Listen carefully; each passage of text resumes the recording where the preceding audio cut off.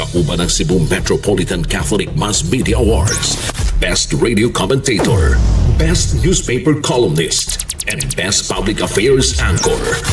Attorney Rufil Fernandez Banyok. Attorney Rufil Fernandez Banyok. Straight to the point. O karon, ania ang inyong anchorman.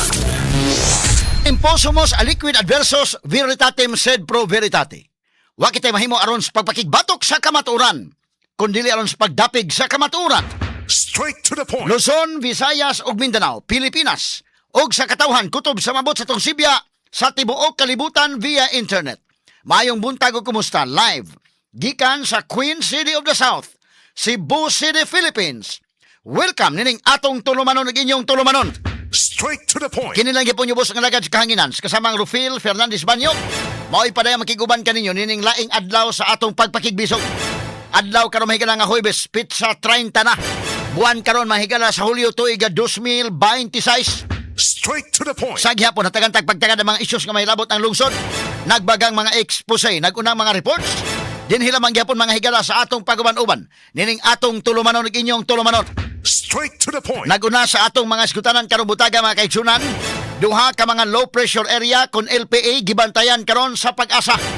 Usa ni ini anaa sod sa Pilipinas, samtang ang usa naa sa gawas sa nasod.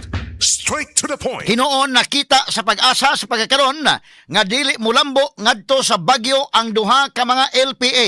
Straight to the point. Nakatanig pagtagad butaga mga higala sa atong paguban-uban nining atong tulumanon ug inyong tulumanon. Straight to the point. Samtang Luzon ug Mindanao gitayog og kusog nga mga linog kagabi. Duha ni ini sa Luzon nga nagagikan sa Humalig, Quezon ug Catanduanes, samtang laing duha sab sa Mindanao nga nagikan sa lungsod sa Sarangani. Straight to the point. Nakatanig pagtagad butaga sa mga higala sa atong pagban-uban nining atong tulumanon ug inyong nga tulumanon.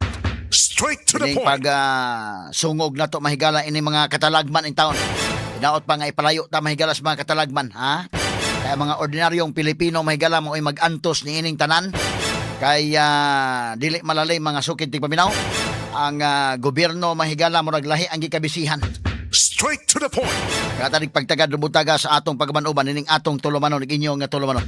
Straight to the point. Samtang kagamhanan sa lalawigan sa Sugbo ni pasadaan sa mga residente nga magmatngon sa mga masinati nga sintomas sa dingge.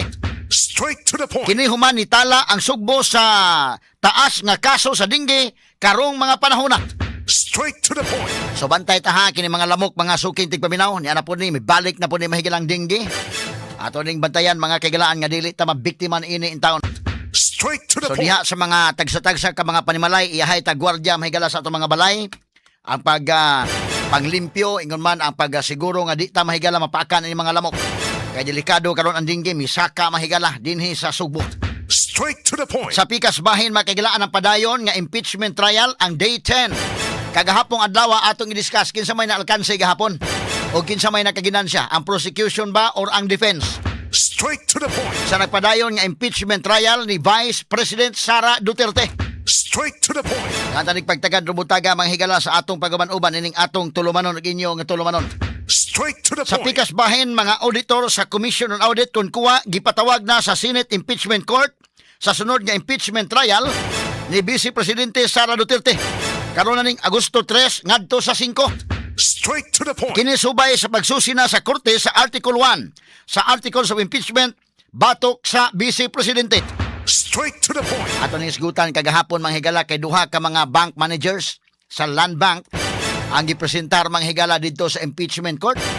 Unsa may nahitabo mga kahigalaan? Unsa may tan-aw ninyo, ha?